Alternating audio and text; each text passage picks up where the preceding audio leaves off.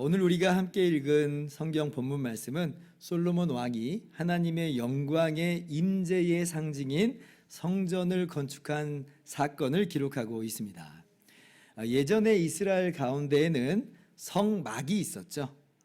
480년 전에 이스라엘이 출애굽했을 때에 하나님께서 시내산에서 이스라엘에게 성막을 만들어라 이렇게 말씀하셨어요. 그런데 당시는 이스라엘이 이제 막 출애굽을 하였고 아직은 가나안 땅에 들어간 상태가 아니었기 때문에, 그래서 하나님께서 말씀하신 이 성막의 형태는 기본적으로 이동식 천막이었습니다. 오늘날로 말하면 텐트 형태다 이렇게 생각하시면 될 것 같아요. 요즘 사람들이 캠핑을 종종 하는데요, 언젠가 저도 한번 캠핑장에 따라가 본 적이 있습니다. 근데 정말 참 신기하더라고요. 방금 전까지만 해도 아무것도 없는 맨 땅이었는데 텐트 치고 타프 치고 테이블 세팅하고, 그러니까 제법 사람 사는 곳이 돼버렸어요. 너무 놀라웠어요.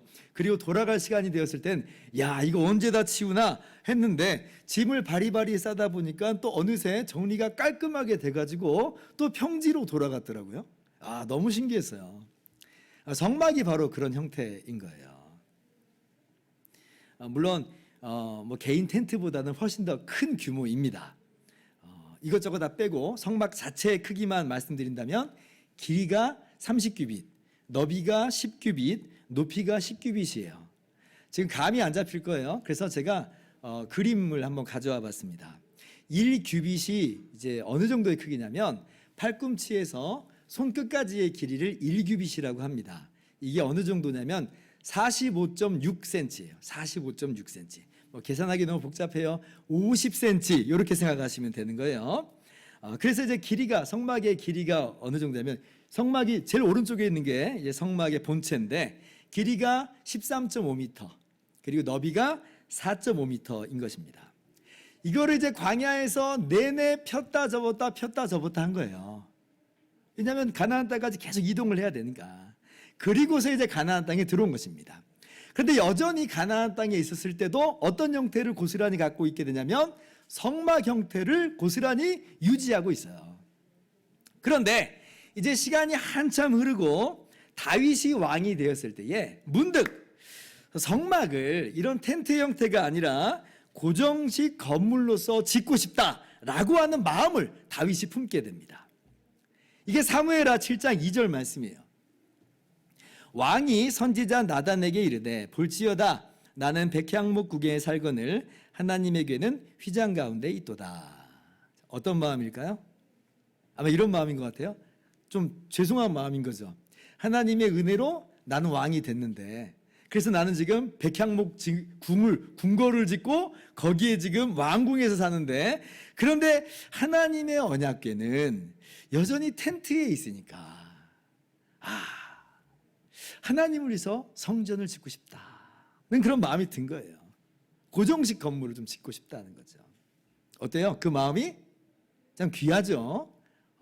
하나님께 받은 은혜를 잊지 않고 있다는 거잖아요. 우리는 어때요? 우리가 하나님의 은혜로 이날 이때까지 잘 지내왔는데도 우리는 하나님의 은혜를 은혜인지도 모르고 감사할 줄도 모르고 그냥 그렇게 잘난 것처럼 그렇게 살 때가 많은데, 근데 다윗은 하나님의 은혜를 잊지 않고 기억하고 있는 겁니다. 하나님을 위해서 성전을 짓고 싶다. 이를테면 다윗은 보답할 줄 아는 그런 신앙인이었던 거예요. 우리가 본받아야 될 훌륭한 신앙인의 한 모습이라 할 수가 있습니다. 하나님께서도 다윗의 이러한 마음을 귀하게 보셨어요. 칭찬하십니다. 너에게 이 마음이 있는 것이 좋도다 이렇게 말씀하시거든요. 칭찬하신 거예요. 그러나 하나님께서는 다윗의 그런 요청은 거절하십니다. 다윗 보고는 성전 건물 짓지 말라는 거예요. 그런데 그러면서 어떤 말씀을 주시냐면 사무엘하 7장 12절 이하로 가봅니다. 이렇게 말씀하세요. 내 수완이 차서 내 조상들과 함께 누울 때에 내가 내 몸에서 날 내 씨를 내 뒤에 세워 그의 나라를 견고하게 하리라. 13절 같이요.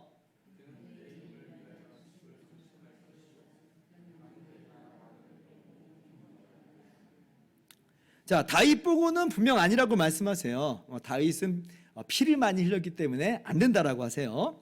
자, 그런데 다윗에게 씨를 주실 것인데 그가 바로 하나님의 집을 건축할 것이다. 성전을 건축할 것이다. 이렇게 말씀하세요. 그래서 다윗이 평생 동안 성전을 건축하진 않습니다. 왜냐하면 하나님께서 짓지 말라고 했으니까. 다만 다윗은 성전을 지을 준비를 엄청 많이 해요. 그러니까 성전을 지을 때는 많은 것들이 필요하겠잖아요. 그런 것들을 다윗이 평생 동안 잘 준비를 합니다. 그리고 이제 자신의 뒤를 이어서 왕이 된 아들 솔로몬에게 뭘 이야기하냐면 성전 건축을 지시래요. 그래서 솔로몬이 성전을 건축하기 시작한 거예요. 자, 오늘 1절 말씀이죠. 이스라엘 자손이 애굽 땅에서 나온 지 480년이요 솔로몬이 이스라엘 왕이 된 지 4년 12월 곧 둘째 달에 솔로몬이 여호와를 위하여 성전 건축하기를 시작하였더라. 솔로몬이 성전을 건축하기 시작했습니다. 근데 이게 지금 솔로몬이 내가 지금 이제 짓고 싶다라고 해서 그냥 짓게 되는 그런 모습만은 아니라라고 하는 거예요. 이미 하나님께서 어떻게 말씀하셨냐면 다윗의 씨로 하여금 집을 짓겠다 하셨으니까, 그러니까 그 말씀대로 솔로몬이 지은 거예요. 이게 뭐 무슨 자기가 짓고 싶다고 자기 멋대로 해서 그렇게 시작되는 일은 아니라라고 하는 거예요. 하나님 말씀대로 시작하는 거다. 자, 그런데 이 성전을 보면, 솔로몬이 지은 이 성전을 보면 좀 변화의 모습들이 좀 보입니다. 고정식 형태, 고정식 건물로 이제 짓게 됐다라고 하는 그것도 분명히 이제 변화인 것인데 크기에 있어서도 좀 변화가 있게 돼요. 오늘 말씀 2절 보시면 솔로몬 왕이 여호와를 위하여 건축한 성전은 길이가 60규빗이요 너비가 20규빗이요 높이가 30규빗이며, 자, 1규빗 얼마라고 그랬어요? 그렇죠. 45.6cm. 자, 그러면 지금 길이가 60규빗이면 지금 어느 정도가 되는 거냐면 길이가 한 27m 정도 되는 겁니다. 높이가 9m예요. 그러니까 전에 성막하고 비교하면 정확하게 2배가 커졌어요. 성막의 길이가 30규빗이었잖아요. 근데 성전의 길이는 60규빗입니다. 면적으로 따지면 4배가 커진 거예요. 가로 세로가 다 2배 길어졌으니까 면적은 4배 커진 것이다. 아마 이렇게 규모가 커진 이유는 그만큼 이스라엘의 규모 자체가 커졌기 때문이다. 이렇게 추측을 한번 해볼 수가 있겠죠. 그리고 또 이제 성전에 또 어떤 변화가 약간 있게 되냐면 부속 구조물들이 들어서게 돼요. 3절 보면 성경 보세요. 자, 주랑이 나와요. 주랑. 이 주랑이 뭐냐면 현관입니다. 성전의 입구 현관을 새로 만든 거예요. 그리고 붙박이 창문도 내고 성전 벽을 둘러서 다락, 골방들도 만들어요. 이게 우리 머릿속으로 전혀 안 그려지죠. 그래서 제가 또 자료 사진을 한번 가지고 와봤어요. 이런 모양이에요. 이건 이제 성전의 뜰까지 포함한 전체적인 모습입니다. 잘 보이시나요? 잘 안 보이시면 어쩔 수가 없습니다. 근데 이제 아까 성막의 그림하고 좀 좌우가 다른데 이게 지금 다른 곳에서 보다 보니까 좌우가 다른 거지 사실 방향도 똑같습니다. 이게 이제 보면 이제 이제는 왼쪽 건물이 바로 이제 성전 건물인데 앞에 현관 보이고 그죠? 벽면에 부속 건물이 이제 둘러 있는 것을 우리가 볼 수가 있어요. 그러니까 그림 보니까 이렇게 생겼구나라고 이제 우리가 이해가 되는 거죠. 자, 그러면 이렇게 성전을 짓는데 크기도 2배로 늘어나고 또 막 부속 건물도 막 만들고 하는 것은, 그러면 이거는 그냥 솔로몬이 임의로 내가 하고 싶으니까 하는 거냐? 내가 하나님 성전 짓고 싶은데 2배로 짓고 싶습니다. 내가 성전의 본체 말고도 또 다른 것도 막 더 만들고 싶습니다. 그래서 지금 이렇게 지은 거냐라고 할 때 여러분 그렇지 않아요. 그렇지 않아요. 역대상 28장 11절을 보면 이렇게 성경이 기록되어 있어요. 다윗이 이 모든 설계도를 솔로몬에게 주었다 그래요. 자, 11절 보세요. 다윗이 성전의 복도와 그 집들과 그 곳간과 다락과 골방과 속죄소의 설계도를 그의 아들 솔로몬에게 주고, 자, 19절 같이 읽습니다.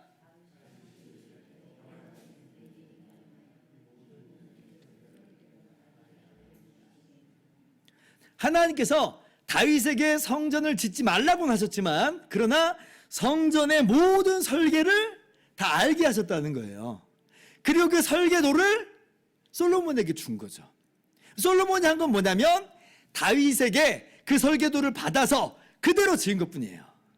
마치 480년 전에 시내산에서 성막을 지을 때도 하나님께서 세세하게 하나하나 말씀하신 대로 성막을 지은 것처럼 성전도 다르지 않아요. 성전도 예외 없이 하나님이 말씀하신 대로 지어요. 내가 크게 짓고 싶다고 해서 크게 지은 게 아니라, 내가 이런 것 저런 것 더 만들고 싶다고 해서 그래서 만든 게 아니라, 오직 하나님이 말씀하신 그대로 지은 거예요. 사실 말이 나왔으니까 하는 말이지, 솔로몬이 국력으로 따지자면 이것보다 훨씬 더 크게 지을 수 있었을 거예요.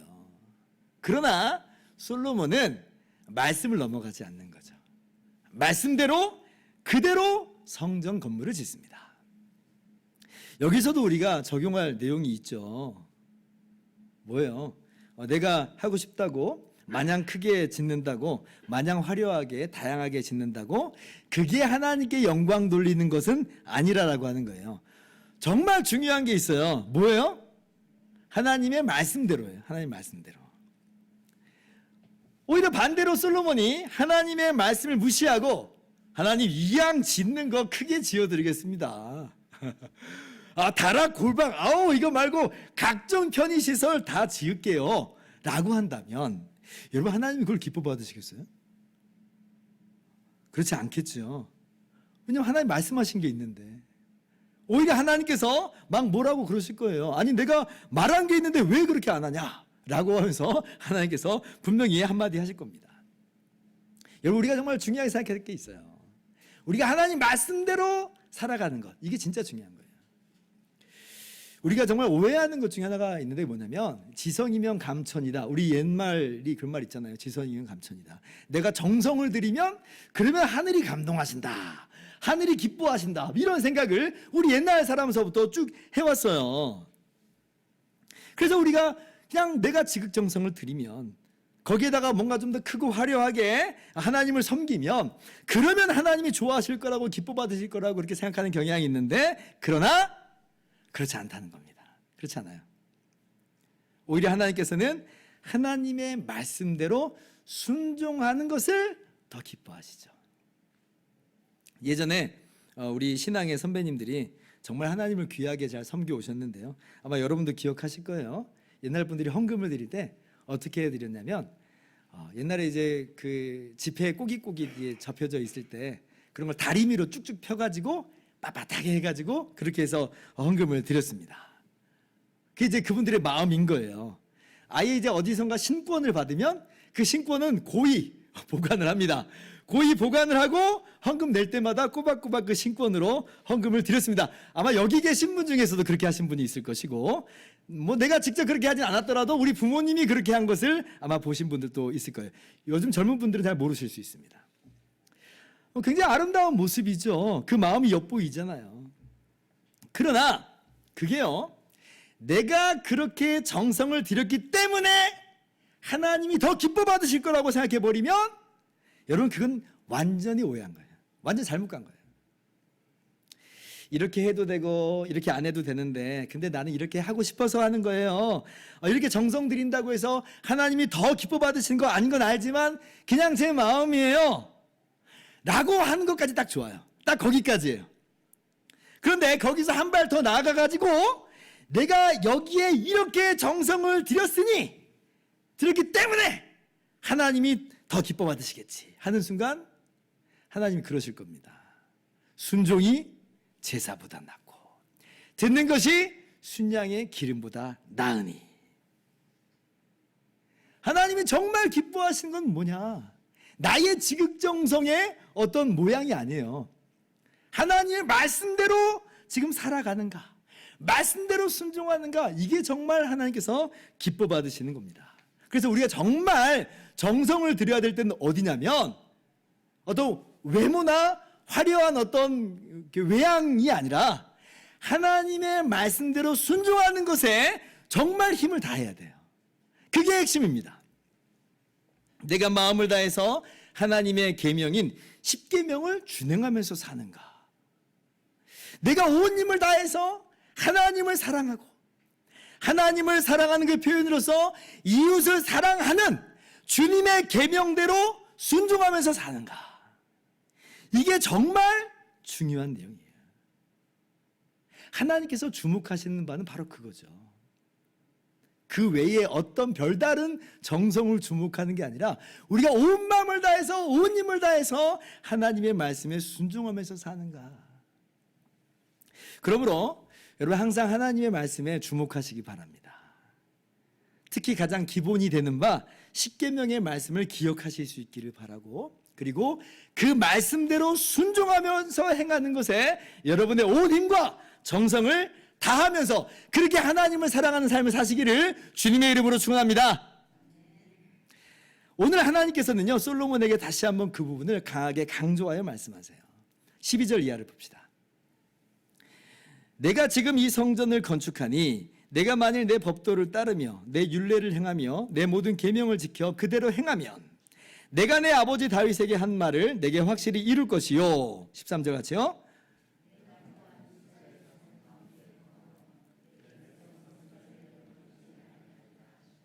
아멘.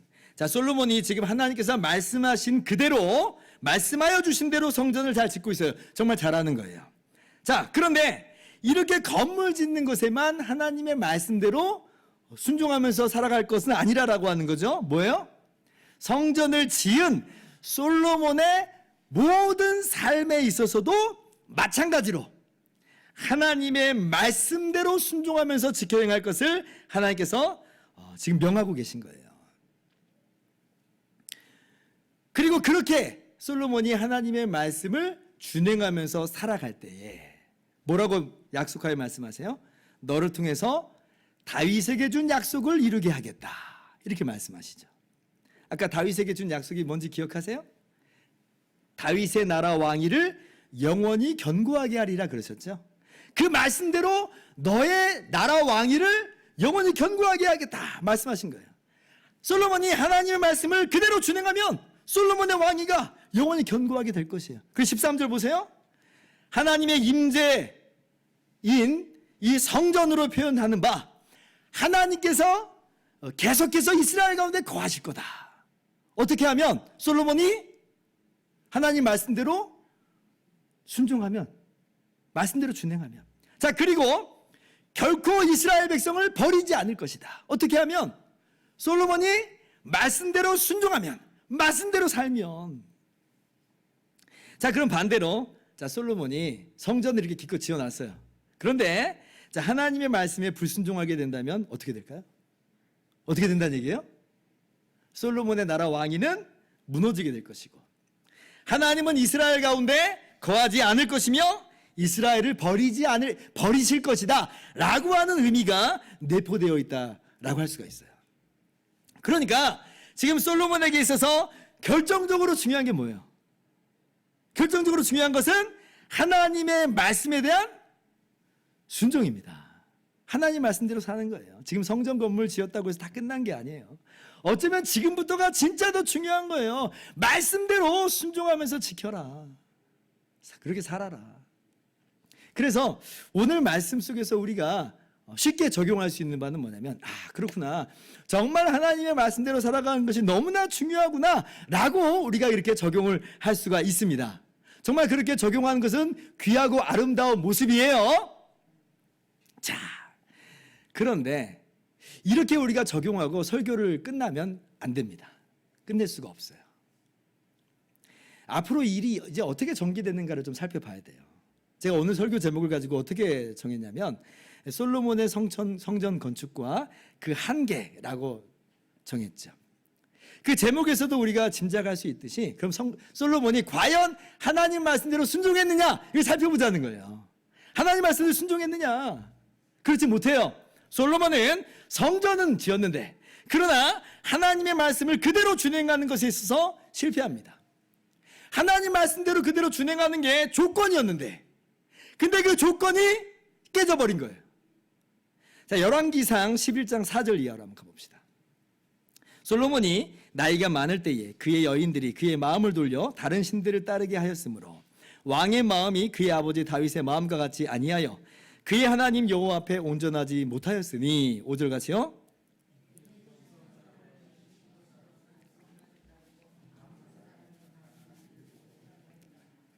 솔로몬이 국제 결혼을 많이 합니다. 정략적인 이유가 컸겠죠. 그러다가 이제 말년에 어떤 일이 이제 터지게 되냐면 솔로몬이 그 여인들을 위해서 우상의 산당을 지어줘 버려요. 아니 세상에, 하나님께서는 그 땅에 우상을 다 제거하라고 하셨는데, 그런데 오히려 왕이라고 하는 사람이 우상의 신전을 만들어줘서 우상 숭배를 할 수 있게 해줘요. 그러니까 우상 숭배의 앞잡이 역할을 한 거예요. 이게 뭐예요? 솔로몬은 실패한 겁니다. 하나님 말씀대로 순종하면서 준행하는 삶에 있어서 실패한 거예요. 자, 그런데 문제가 생겼어요. 이게 조건이었는데, 이게 조건이 돼서 솔로몬의 왕위가 영원하고, 이것이 조건이 돼서 하나님이 이스라엘 가운데 영원히 거하시는 것이며 하나님이 이스라엘을 버리지 않는다고 했는데, 그런데 솔로몬이 지금 실패했으니 그러면 하나님의 약속은 이제 어떻게 되는 거예요? 하나님의 약속은 휴지 조각이 된 거죠. 왜냐하면 솔로몬이 그대로 못했으니까. 그러면 혹시 솔로몬의 자손들 중에서는 이 조건을 다 충족하는 사람이 있지 않았을까? 그렇게 우리가 기대를 해볼 수 있겠어요. 솔로몬은 실패했더라도 혹시 솔로몬의 자손 중에서는 정신 차리고 하나님 말씀을 그대로 순종하면 뭔가 희망이 있다 할 수 있겠잖아요. 그런데 우리가 열왕기상에서 또 역대기에서 계속해서 이스라엘의 역사를 보게 됩니다. 그런데 이 솔로몬의 씨 중에서 19명의 왕이 이제 그 뒤에 이제 일어나게 되거든요. 물론 그 중에는 정말 선한 하나님 말씀대로 살려고 애를 쓰는 왕들이 있습니다. 그러나 그 어떤 왕도 흠이 없는 왕이 없어요. 그리고 점점 뒤로 가면 뒤로 갈수록 점점 더 악한 왕들이 일어나게 됩니다. 그러니까 솔로몬도 실패했는데 솔로몬의 씨들도 다 실패해버린 거예요. 성공한 왕이 없어요. 하나님의 약속을 받을 수 있을 이 조건을 충족한 왕이 없는 거예요. 그럼 어떻게 되겠어요? 결국 하나님의 말씀대로 됩니다. 충족한 왕이 없으니까 결국 이스라엘의 운명이라고 하는 것은 하나님이 떠나버린 운명이 되는 거예요. 결국 어떻게 돼요? BC 586년 이 바벨론의 이 침략으로 인해서 솔로몬의 지은 이 성전 파괴됩니다. 파괴돼 버려요. 그리고 이스라엘은 바벨론 제국의 포로로 끌려가는 일이 있게 돼요. 하나님의 영광의 임재라고 하는 성전은 없는 거예요. 이스라엘 백성은 하나님과 분리돼서 포로 생활하는 그런 비참한 처지에 놓이게 됐다는 거죠. 그런 측면에서 볼 때 오늘 솔로몬이 지은 이 크고 화려한 성전은 무의미한 것이다 이렇게 볼 수가 있어요. 왜냐하면 결국 파괴되고 없어져 버렸잖아요. 결국 솔로몬은 하나님 말씀을 준행하는데 실패했잖아요. 솔로몬뿐 아니라 솔로몬의 후예들도 전부 다 실패해버리고 말았잖아요. 그러므로 오늘 약속은 그냥 없는 거나 마찬가지다라고 할 수가 있어요. 여러분, 이것이 우리에게 깨닫게 해주는 바가 있어요. 뭐냐면, 그럼 이게 이제 솔로몬만의 이야기겠느냐, 솔로몬의 실패로 말미암는 이스라엘만의 이야기겠느냐라고 할 때 사실 이것이 그려주고 있는 내용은 뭐냐면 바로 우리 인간들의 모습을 고스란히 보여주고 있죠. 우리가 과연 성전을 유지할 수 있는 힘과 능력이 있는 것인가? 우리가 과연 하나님의 말씀을 준행하는 것으로 하나님이 계속해서 우리 가운데 머무실 수 있도록 붙잡는 힘과 능력이 우리 가운데 있는 것인가? 하나님이 우리를 버리시지 않도록 우리가 하나님을 계속 붙잡을 수 있는 그러한 재간이 우리 가운데 있는가라고 하는 거예요. 한번 생각해 보세요. 이게 솔로몬만의 이야기예요? 우리들은 어떻게 했어요? 하나님께서 우리와 함께 하시는 것을 우리가 붙잡아낼 수 있는, 여전히 정말 그렇게 하나님을 머무시게 할 수 있는 그런 능력이 있어요? 아니잖아요. 우리도 못하는 건 마찬가지예요. 하나님께서 죄악 가운데 살아가는 우리들에게 함께 하실 리는 없는 것이고, 우리는 하나님께 버림받지 않을 수는 없는 것이에요. 그래서 우리 인간들은요, 도저히 희망이라고는 찾아볼 수가 없는 것인데, 사실 그렇습니다. 그런데 이 일을 휴지 조각이 돼버린 이 일을 누가 이루시냐면 하나님이 친히 이루세요. 하나님이. 다윗의 시인 솔로몬은 성전을 지었을지언정 말씀을 순종하는 것에 있어서 실패했다고 그랬어요. 그래서 하나님의 약속은 다 휴지 조각이 돼버린 거나 다름없다라고 했는데, 그런데 누가 이 약속을 끌고 가시냐면 하나님이 약속을 끌고 가세요. 어떻게 해요? 어떻게 해요? 하나님께서 하나님의 아들 예수님을 다윗의 씨로 나게 하세요. 다윗의 씨로. 인간 다윗의 씨들은 다 실패해버렸거든요. 그러니까 하나님께서 하나님의 아들인 예수님을 사람이 되어 보내신 거예요. 다윗의 씨로 그렇게 보내셨어요. 마태복음 1장 1절 분명하게 말씀하시죠. 아브라함과 다윗의 자손 예수 그리스도의 계보라. 이게 괜히 나온 이야기가 아니라 예수님은 누구의 씨라고 하는 거냐면 다윗의 씨라는 거예요. 다윗의 씨. 그런데 역대 대대로 실패한 다윗의 씨와는 전혀 다르게 예수님은 하나님의 모든 말씀을 순종하십니다. 태어나실 때도 죄가 없이 태어나셨을 뿐더러 예수님의 모든 일생을 보면 죄도 없고 흠도 없고 티도 없어요. 하나님의 말씀대로 그대로 순종하는 거예요. 어디까지 예수님께서 하나님 말씀을 순종하시냐면 십자가까지 순종하시죠. 십자가까지. 십자가 달리시기 전에 예수님께서 겟세마네에서 기도하시는 장면 여러분 잘 아실 거예요. 내 아버지여 만일 할만하시거든 이 잔을 내게서 지나가게 하옵소서. 그러나 나의 원대로 마시옵고 아버지의 원대로 하옵소서. 이게 무슨 얘기냐면 이 길이 너무 힘든 길이라는 거예요. 이 길이 내가 가고 싶은 길이 아니라는 거예요. 이 길을 걷기 싫어요. 너무 고통스러워요. 그러나 아버지의 말씀에 순종하겠다는 거죠. 아버지 말씀에 순종하겠다. 그래서 마침내 아버지의 뜻대로 십자가에 오르셔서 죽임을 당하신 거예요. 예수님의 순종이에요. 순종. 히브리서는 예수님의 이러한 모습을 이렇게 우리에게 말씀하여 주십니다. 히브리서 5장 8절 보세요. 그가 아들이시면서도 받으신 고난으로 순종함을 배워서 온전하게 되셨은즉 자기에게 순종하는 모든 자에게 영원한 구원의 근원이 되시고 받으신 고난으로 순종함을 배웠다. 이게 무슨 얘기냐면 예수님께서 다윗의 씨로 사람이 되어 오신 이 상태에서 끝까지 순종하셨다는 거예요. 그 누구도 걷지 못했던 순종의 길을 예수님은 걸으셨다는 것이고 완성하셨다는 거예요. 그런 말미암아 우리에게, 자기에게 순종한 우리 모두에게 영원한 구원의 근원이 되셨다. 구원의 토대가 되셨다는 거예요. 이게 무슨 얘기냐면 솔로몬은 실패했다고 그랬잖아요.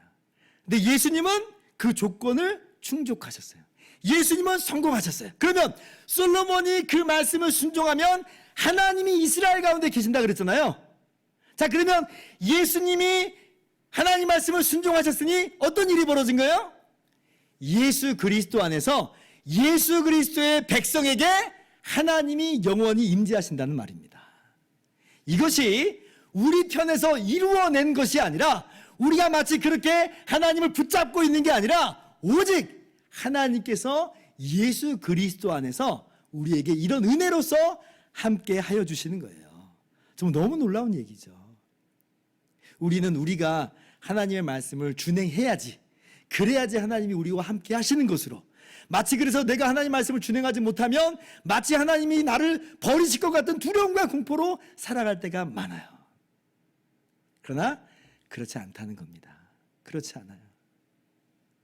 예수님께서 순종을 이루셨고 예수 그리스도의 순종 안에서 하나님은 은혜로서 우리와 영원히 함께 하세요. 그리고 믿으시기 바랍니다. 이게 은혜예요. 이게 복음이에요. 목사님, 그럼 성전은 어디 있습니까? 성전은 다윗의 씨가 성전을 짓겠다고 했는데 지금 성전 무너져 버렸는데 성전은 어디 있습니까? 여러분, 성전이 있어요.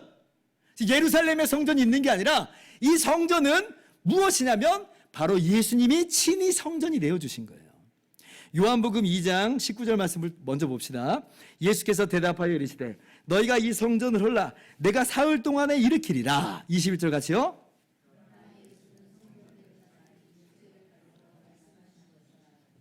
당시 사람들이 예수님의 이 말씀을 들고 어리둥절했죠. 너희가 이 성전을 헐면 내가 사흘 동안에 일으키리라고 하니까 이게 무슨 얘기인가? 이 예루살렘 성전은 헤롯 가문이 46년 동안 더 중축해갖고 완전 정말 거룩하게, 완전 화려하게 멋지게 만들어놨는데 이거 헐면 사흘 동안에 일으키리라 하니까 이게 지금 무슨 얘기인가? 어리둥절했습니다. 자, 그런데 예수님께서는 뭐가 성전이라고 말씀하세요?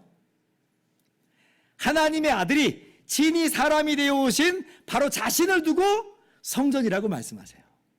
이게 너무나 당연한 말인 게 성전이 뭐예요? 하나님의 영광의 임재가 있는 곳이잖아요. 하나님의 영광의 임재의 상징이에요. 근데 예수님은 하나님의 아들이 친히 이 땅에 오신 것이니까 예수님은 참 성전이세요. 그러면서 더하여서 우리에게 무엇을 알려주시냐면 계속해서 성경 봅시다. 에베소서 2장 21절이에요. 자, 그의 안에서, 예수님 안에서 건물마다 서로 연결하여 주 안에서 성전이 되어가고, 22절 같이요.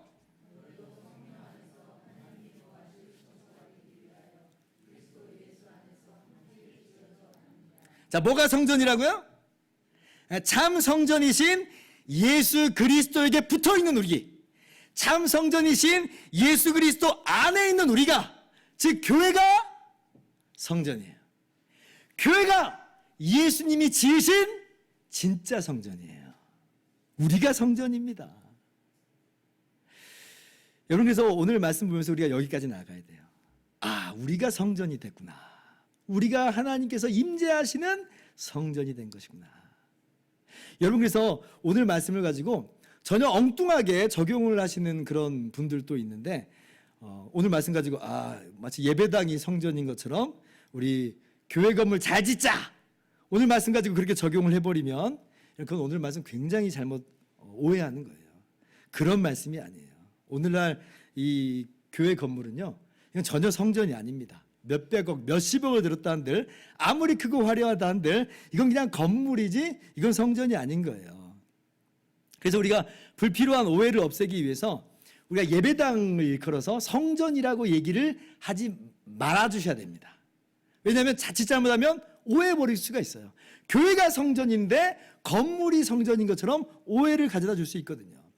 예배당이라고 하는 이 처소는 너무 귀한 곳이에요. 왜냐하면 우리가 모여서 예배드릴 수가 있으니까 얼마나 귀합니까? 그러나 그럴지라도 성전은 아닌 거예요.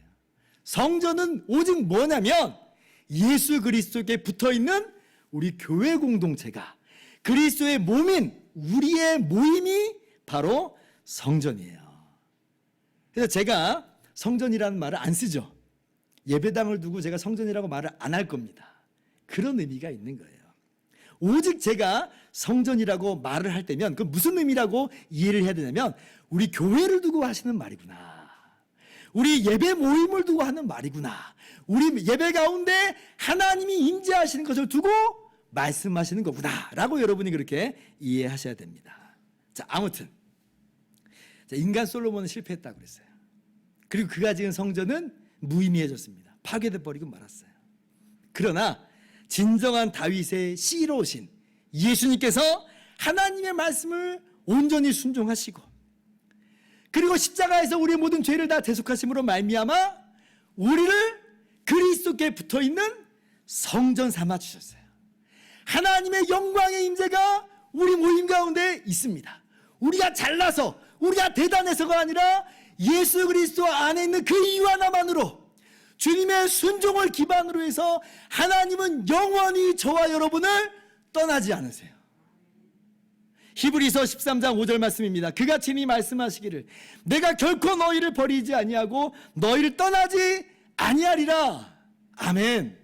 하나님의 이 약속의 말씀은 우리가 성취해내는 게 아니라 예수 그리스도 안에서 우리에게 주신 선물이고 은혜라고 하는 것을 기억하면서, 우리가 하나님이 임재하시는 성전이 됨을 기억하면서 감사와 찬양과 담대함으로 살아가실 수 있기를 바라고, 하나님의 말씀을 순종하면서 준행하면서 살되 마치 그것이 나를 증명해내기 위한 그런 모습으로가 아니라 다만 감사로, 찬양으로, 기쁨으로 하나님의 말씀을 순종하면서 사는 것임을 기억하시면서 이 한 주간에도 하나님의 말씀을 기쁨으로 순종하며 살아가는 저와 여러분 다 되기를 주님의 이름으로 축원합니다. 기도하겠습니다.